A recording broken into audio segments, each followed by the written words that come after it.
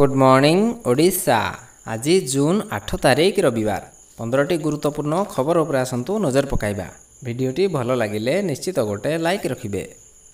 Number 1 सेना camp उपरे माओ हमला। छत्तीसगढ़ नारायणपुर रे बीएसएफ जवानों को कैंप उपरे रॉकेट माड़। सेना कैंप उपरे माओ हमला। जवान कैंप उपरे माओवादी को रॉकेट माड़। छत्तीसगढ़ नारायणपुर आसिला एही सांघातिक चित्र। नारायणपुर जिला कोहकामेटा थाना इपकोभट्टी कैंप उपरे माओवादी माने लगातार भावे यूबीजीएल फायर करुवा चित्र देखा मिली। कैंप भितर माओवादी माने लगातार भावे यूबीजीएल फायर करुछंती। ठीक सेति बेले जड़े जवान दौड़िकी जाउथवा अल्पके वर्ती जाइछंती। तेबे माओवादी आक्रमण को प्रतिहित करी लाल बाहिनी को घौड़ाइबारे सफल होइतिले जवान। किछि दिन पूर्व ही जवान एही नुआ कैंप स्थापन होइतिला। नंबर 2 एनडीए बैठक में ओडिशा कथा उठाइले मोदी। कहले देशर विकास रे इंजिन हेबो ओडिशा। एनडीए बैठक में ओडिशा कथा उठाइले प्रधानमंत्री मोदी। संविधान भवन में महाप्रभु को मन पकाइबा सहित प्रभु जगन्नाथ को गरीबों को देवता बोली कहिसेंती मोदी। खाली सेतिक नुहे एथर ओडिशा रे जो भली क्रांति देखा मिलला ताकू देखी आगामी 25 वर्ष भितर महाप्रभु कृपारू ओडिशा देश में विकास यात्रा रे इंजिन हेबो बोली कहिसेंती नरेंद्र मोदी। मोदी आहरी मध्य कहते जे मो पई समस्ते समान। कौनसी दलर भी केउ प्रतिनिधि हेउना कहीं समस्ते तांको पई समान। यह ही 30 वर्ष धरी एनडीए को मजबूत करी रखिछि बोली मोदी कहते।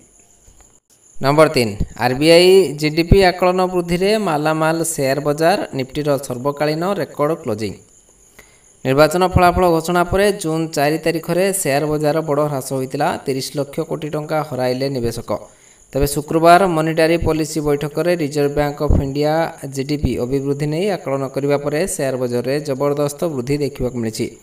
निवेशकों संपत्ति में 7 लाख टंकारु अधिक वृद्धि होती। कारबार शेष दिन जून 7 तारिख में सेंसेक्स 76,795 ऑल टाइम हाई स्तर में पहुंचीला।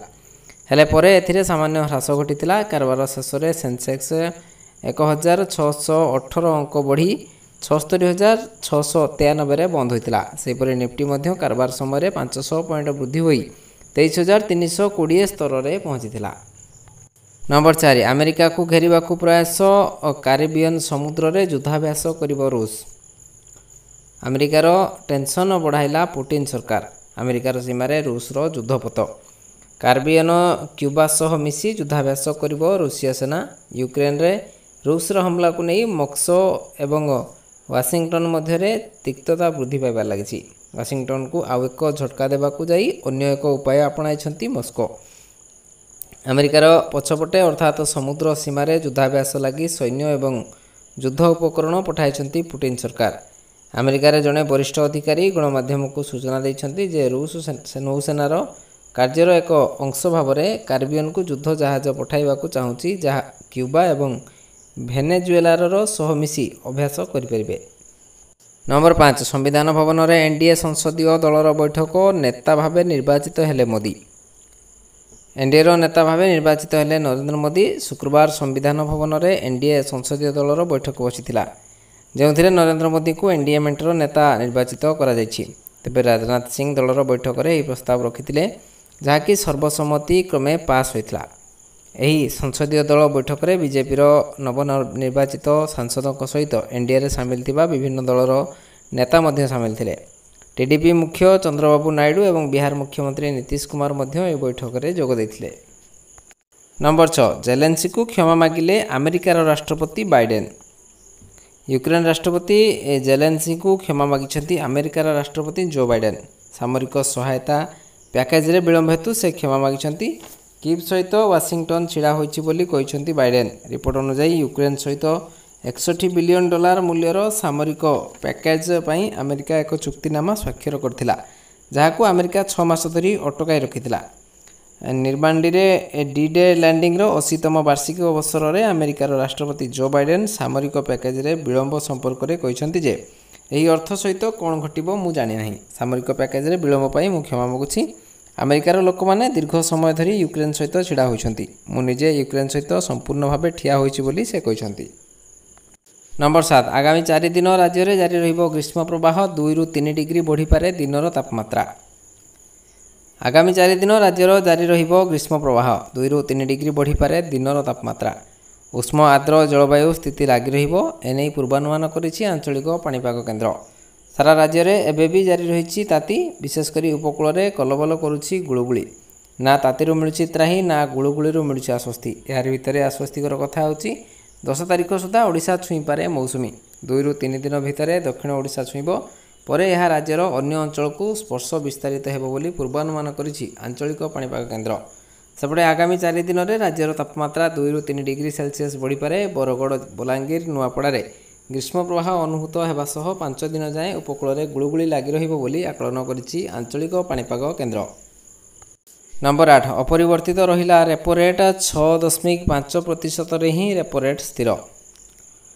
ଅପରିବର୍ତ୍ତିତ ରହିଲା ରେପୋ ରେଟ୍। ରେପୋ ରେଟ୍କୁ 6.5% ରଖିଛନ୍ତି ରିଜର୍ଭ ବ୍ୟାଙ୍କ। ଏନେଇ ଆର୍ବିଆଇ ଗଭର୍ଣ୍ଣର ଶଶିକାନ୍ତ ଦାସ ସୂଚନା ଦେଇଛନ୍ତି। ତେବେ ରିଜର୍ଭ ବ୍ୟାଙ୍କର ମନିଟାରୀ ପଲିସି ବୈଠକ ଶେଷ ହୋଇଛି, ଯେଉଁଥିରେ ରେପୋ ରେଟ୍ ଅପରିବର୍ତ୍ତିତ ରଖିବା ନେଇ ନିଷ୍ପତ୍ତି ନିଆଯାଇଛି। ଏମ୍ପିସିର 6ରୁ 4 ଜଣ ସଦସ୍ୟ ରେପୋ ରେଟ୍ ସ୍ଥିର ରଖିବାକୁ ନିଷ୍ପତ୍ତି ନେଇଥିଲେ। ସୂଚନାଯୋଗ୍ୟ ଯେ ଗତ 2023 ମସିହା ଫେବୃଆରୀ ମାସରୁ ରେପୋ ରେଟ୍ ସ୍ଥିର ରହିଛି। ସେବେଠୁ ଆଜି ପର୍ଯ୍ୟନ୍ତ ରେପୋ ରେଟ୍ 6.5% ସ୍ଥିର ରହିଛି। ତେବେ ପ୍ରତି 2 ମାସରେ ଆର୍ବିଆଇ ଏମ୍ପିସି ମିଟିଂ କରିଥାଏ। ଏହି ମିଟିଂ ଥିଲା ଚଳିତ ବର୍ଷର ଦ୍ୱିତୀୟ ମିଟିଂ। ନମ୍ବର 9, ଯୁଦ୍ଧ ଭିତରେ ଆମେରିକା ଗସ୍ତରେ ଯିବେ ନେତାନ୍ୟାହୁ, କଂଗ୍ରେସରେ ରଖିବେ ଅଭିଭାଷଣ। ହମାସ ଓ ଇସ୍ରାଏଲ ଯୁଦ୍ଧ ମଧ୍ୟରେ ଆମେରିକା ଗସ୍ତରେ ଯିବେ ଇସ୍ରାଏଲ ପ୍ରଧାନମନ୍ତ୍ରୀ। ଆସନ୍ତା ଜୁଲାଇ 24 ତାରିଖରେ ବେଞ୍ଜାମିନ୍ ନେତାନ୍ୟାହୁ ୟୁଏସ୍ଏ ଯାଇପାରନ୍ତି। ଏନେଇ ଆମେରିକାର ରିପବ୍ଲିକ୍ ପାର୍ଟି ପକ୍ଷରୁ ସୂଚନା ଦିଆଯାଇଛି। ଆମେରିକା କଂଗ୍ରେସର ସାଂସଦକୁ ସମ୍ବୋଧିତ କରିବେ। ନେତାନ୍ୟାହୁଙ୍କ ଏହି ଗସ୍ତ ବେଶ୍ ଗୁରୁତ୍ୱପୂର୍ଣ୍ଣ ବୋଲି କୁହାଯାଉଛି, କାରଣ ହମାସ ଯୁଦ୍ଧ ପାଇଁ ବୈଷୟିକ ଗସ୍ତରେ ଇସ୍ରାଏଲ ଏକଘରିଆ ହୋଇଯାଇଛି। ଗତ ସପ୍ତାହରେ ଆମେରିକା ରାଷ୍ଟ୍ରପତି ଜୋ ବାଇଡେନ୍ ଇସ୍ରାଏଲ ଯୁଦ୍ଧକୁ ନେଇ ଏକ 3 ସ୍ତରୀୟ ଯୋଜନା ଘୋଷଣା କରିଥିଲେ। କୁହାଯାଉଛି ଏହାଦ୍ୱାରା ହମାସ ଓ ଇସ୍ରାଏଲ ମଧ୍ୟରେ ଯୁଦ୍ଧ ବନ୍ଦ ହୋଇଯିବ। ହମାସ ପକ୍ଷରୁ ସମସ୍ତ ବନ୍ଧୁକଙ୍କୁ ମୁକ୍ତ କରାଯିବ ବୋଲି କୁହାଯାଇଛି। ଅନ୍ୟପଟେ ପ୍ରଧାନମନ୍ତ୍ରୀ ବେଞ୍ଜାମିନ୍ ନେତାନ୍ୟାହୁ କହିଛନ୍ତି, ଏପର୍ଯ୍ୟନ୍ତ ଇସ୍ରାଏଲ ତା ଲକ୍ଷ୍ୟସ୍ଥଳରେ ପହଞ୍ଚିନି, ଯେପର୍ଯ୍ୟନ୍ତ ଯୁଦ୍ଧକୁ ନେଇ କୌଣସି ଆଲୋଚନା ହେବ ନାହିଁ। ଇସ୍ରାଏଲ ଲକ୍ଷ୍ୟ ହମାସକୁ ମୂଳରୁ ବିନାଶ କରିବ। ନମ୍ବର 10, ରାହୁଲ ଗାନ୍ଧୀଙ୍କୁ ଆଶ୍ୱସ୍ତି। ମାନହାନି ମାମଲାରେ ବେଙ୍ଗାଲୁରୁ ସ୍ପେଶାଲ କୋର୍ଟରୁ ମିଳିଲା ଜାମିନ। ବରିଷ୍ଠ କଂଗ୍ରେସ ନେତା ରାହୁଲ ଗାନ୍ଧୀଙ୍କୁ ମାନହାନି ମକଦ୍ଦମାରେ ବେଙ୍ଗାଲୁରୁ ସ୍ପେଶାଲ କୋର୍ଟରୁ ଜାମିନ ମିଳିଛି। ଏହି ମାମଲା ଗତ ବିଧାନସଭା ନିର୍ବାଚନ ସମୟର, ଯେତେବେଳେ ରାହୁଲ ଗାନ୍ଧୀ ତତ୍କାଳୀନ ମୁଖ୍ୟମନ୍ତ୍ରୀ ବାସବରାଜ ବୋମାଇଙ୍କ ଉପରେ କମିଶନ ପୋଖରୀ ଅଭିଯୋଗ କରିଥିଲେ। ଏହାକୁ ନେଇ ବିଜେପି ନେତା ରାହୁଲ ଗାନ୍ଧୀଙ୍କ ବିରୋଧରେ ମକଦ୍ଦମା ରୁଜୁ କରିଥିଲେ। ଏହି ମାମଲାରେ ବିଜେପି ଓକିଲ ବିନୋଦ କହିଛନ୍ତି ଯେ 2023 ବିଧାନସଭା ନିର୍ବାଚନ କାଳରେ କଂଗ୍ରେସ ଏକ ବିଜ୍ଞାପନ ପ୍ରକାଶ କରିଥିଲା, ଯେଉଁଥିରେ କୁହାଯାଇଥିଲା ବିଜେପି ଟ୍ରବୁଲ ମେକର ସରକାର।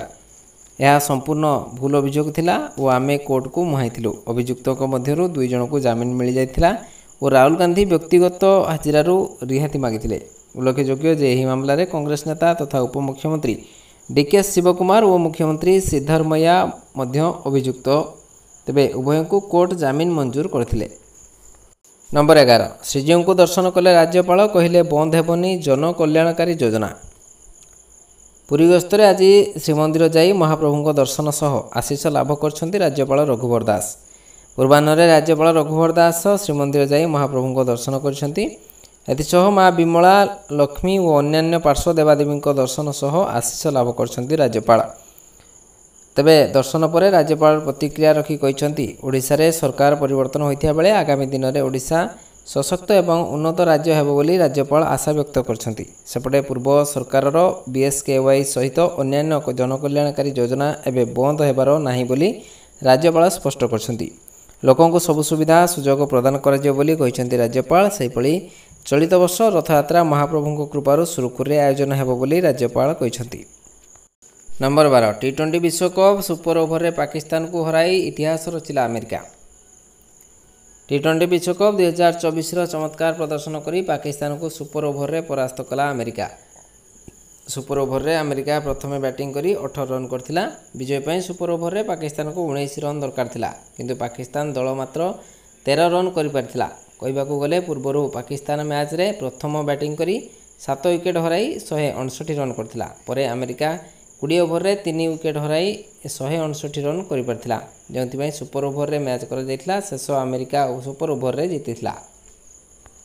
ନମ୍ବର 13, ମୋଦିଙ୍କ ନିମନ୍ତ୍ରଣକୁ ସ୍ୱୀକାର କଲେ ମାଳଦ୍ୱୀପ ରାଷ୍ଟ୍ରପତି ମହମ୍ମଦ ମୁଇଜୁ। ଭାରତ ସହିତ ସମ୍ପର୍କ ଖରାପ କରିଥିବା ସତ୍ତ୍ୱେ ମାଳଦ୍ୱୀପ ରାଷ୍ଟ୍ରପତି ମହମ୍ମଦ ମୁଇଜୁ ଜୁନ 9 ତାରିଖ ଦିନ ନରେନ୍ଦ୍ର ମୋଦିଙ୍କ ଶପଥ ଗ୍ରହଣ ଉତ୍ସବରେ ଯୋଗ ଦେବାକୁ ଭାରତ ଆସିବେ। ଏନେଇ ସେ ପ୍ରଧାନମନ୍ତ୍ରୀ ନରେନ୍ଦ୍ର ମୋଦିଙ୍କ ନିମନ୍ତ୍ରଣକୁ ସ୍ୱୀକାର କରିଛନ୍ତି। ଭାରତ ପଡ଼ୋଶୀ ପ୍ରଥମ ନୀତି ଅନୁସାରେ ନେପାଳ, ଭୁଟାନ, ଶ୍ରୀଲଙ୍କା, ମରିସସ୍, ବାଂଲାଦେଶ ଓ ମାଳଦ୍ୱୀପ ଭଳି ଦେଶଙ୍କ ରାଷ୍ଟ୍ର ମୁଖ୍ୟଙ୍କୁ ଶପଥ ଗ୍ରହଣ ଉତ୍ସବରେ ଯୋଗ ଦେବାକୁ ନିମନ୍ତ୍ରଣ କରାଯାଇଛି। ମୁଇଜୁ ସପ୍ତାହାନ୍ତରେ ନୂଆଦିଲ୍ଲୀରେ ଅନୁଷ୍ଠିତ ହେବାକୁ ଥିବା ପ୍ରଧାନମନ୍ତ୍ରୀ ନରେନ୍ଦ୍ର ମୋଦିଙ୍କ ଶପଥ ଗ୍ରହଣ ସମାରୋହରେ ଯୋଗ ଦେବା ପାଇଁ ନିମନ୍ତ୍ରଣକୁ ସ୍ୱୀକାର କରିଛନ୍ତି। ମାଳଦ୍ୱୀପ ସମାଚାର ପୋର୍ଟାଲ edison.mv ତାଙ୍କ ସହଯୋଗୀ ପ୍ରକାଶନ ମିହାରୁ ନ୍ୟୁଜ୍ ସୂତ୍ରରୁ ଏହା ଜଣାପଡ଼ିଛି। ଖବର ଅନୁସାରେ ରାଷ୍ଟ୍ରପତି ମୁଇଜୁ ଅନ୍ୟ ବରିଷ୍ଠ ଅଧିକାରୀଙ୍କ ସହିତ ଉତ୍ସବରେ ଯୋଗ ଦେବା ପାଇଁ ଶନିବାର ଦିଲ୍ଲୀ ଯାତ୍ରା କରିବେ। ନମ୍ବର 14 ରବିବାର ସନ୍ଧ୍ୟା 7:15ରେ ଶପଥ ନେବେ ମୋଦି, ତୃତୀୟ ଥର ପାଇଁ ପ୍ରଧାନମନ୍ତ୍ରୀ ଭାବେ ନେବେ ଶପଥ। ରବିବାର ସନ୍ଧ୍ୟା 7:15ରେ ଶପଥ ନେବେ ମୋଦି, ତୃତୀୟ ଥର ପାଇଁ ପ୍ରଧାନମନ୍ତ୍ରୀ ଭାବେ ଶପଥ ଗ୍ରହଣ କରିବେ ପ୍ରଧାନମନ୍ତ୍ରୀ। ମୋଦି ସରକାର ତୃତୀୟ ପାଳିର ଆରମ୍ଭ ହେବାକୁ ଯାଉଛି। ଆଜି ସରକାର ଗଠନ ପାଇଁ ରାଷ୍ଟ୍ରପତି ଦ୍ରୌପଦୀ ମୁର୍ମୁଙ୍କ ଦାବିପତ୍ର ଦେଇଛି ଏନ୍ଡିଏ। ସାଂସଦଙ୍କ ଏକ ତାଲିକା ଦେବା ସହ ସରକାର ଗଠନ ପାଇଁ ଦାବି କରାଯାଇଛି। ସେହିପରି ପ୍ରଧାନମନ୍ତ୍ରୀ ନରେନ୍ଦ୍ର ମୋଦି ରାଷ୍ଟ୍ରପତିଙ୍କ ସହ ଏକ ସୌଜନ୍ୟମୂଳକ ସାକ୍ଷାତ ମଧ୍ୟ କରିଛନ୍ତି। ଆଉ ଏହିସବୁ ପ୍ରକ୍ରିୟା ଭିତରେ ଆସନ୍ତା 9 ତାରିଖରେ ହେବ ନରେନ୍ଦ୍ର ମୋଦିଙ୍କ ଶପଥ ଗ୍ରହଣ ଉତ୍ସବ। ତେବେ ଏହା ପୂର୍ବରୁ ଏନ୍ଡିଏରେ ସଂସଦୀୟ ଦଳ ନେତା ଭାବେ ମୋଦିଙ୍କ ନାଁ ନିର୍ବାଚିତ ହୋଇଛି। ନମ୍ବର 15 ଦେଶରେ 700%ରୁ ଅଧିକ ବଢ଼ିଛି ଡିଜିଟାଲ ଓ ସାଇବର ଫ୍ରଡ୍। ଶୁକ୍ରବାର ଭାରତୀୟ ରିଜର୍ଭ ବ୍ୟାଙ୍କ ଏହାର ଦ୍ୱିମାସିକ ମୁଦ୍ରାନୀତି ଉପସ୍ଥାପନ କରିଛି। ଏହି ମୁଦ୍ରାନୀତି ଅନୁଯାୟୀ ଚଳିତ ଥର ମଧ୍ୟ ରେପୋ ରେଟ୍ରେ କୌଣସି ପରିବର୍ତ୍ତନ କରାଯାଇ ନାହିଁ। ଏହାର ଅର୍ଥ ଲୋନ୍ କିମ୍ବା ଇଏମ୍ଆଇରେ ବୃଦ୍ଧି ହେବ ନାହିଁ। କିନ୍ତୁ ଆର୍ବିଆଇ ଗଭର୍ଣ୍ଣର ଶକ୍ତିକାନ୍ତ ଦାସ ଏହି ଅବସରରେ ଏକ ବଡ଼ ଘୋଷଣା କରିଛନ୍ତି, ଯାହା ଦେଶରେ ଡିଜିଟାଲ ପେମେଣ୍ଟ କରୁଥିବା କୋଟି କୋଟି ଲୋକଙ୍କୁ ପ୍ରଭାବିତ କରିବ। ଦେଶରେ ଡିଜିଟାଲ ଏବଂ ସାଇବର ଫ୍ରଡ୍ ସଂଖ୍ୟାରେ 700%ରୁ ଅଧିକ ବୃଦ୍ଧି ଦେଖିବାକୁ ମିଳିଛି, ଯାହା ଆର୍ବିଆଇ ପାଇଁ ଏକ ଚିନ୍ତାର କାରଣ ପାଲଟିଛି। ଏଥିପାଇଁ ଆର୍ବିଆଇ ଏବେ ଏଭଳି ସିଷ୍ଟମ ବିକଶିତ କରିବାକୁ ଯାଉଛି, ଯାହା ଡିଜିଟାଲ ପେମେଣ୍ଟ ସହ ଜଡ଼ିତ ଠକେଇ ଉପରେ ନଜର ରଖିବ। ପ୍ରକୃତରେ ଏହା ଏକ ଡିଜିଟାଲ ପେମେଣ୍ଟ ଇଣ୍ଟେଲିଜେନ୍ସ ପ୍ଲାଟଫର୍ମ ମଧ୍ୟ ହେବ। ବାସ୍ ଆଜି ପାଇଁ ଏଇଠି ରଖୁଛି। ପୁଣି ନେଇ ଆସିବି ଲାଟେଷ୍ଟ ଅପଡେଟ୍। ସେ ପର୍ଯ୍ୟନ୍ତ ବିଦାୟ ନେଉଛି।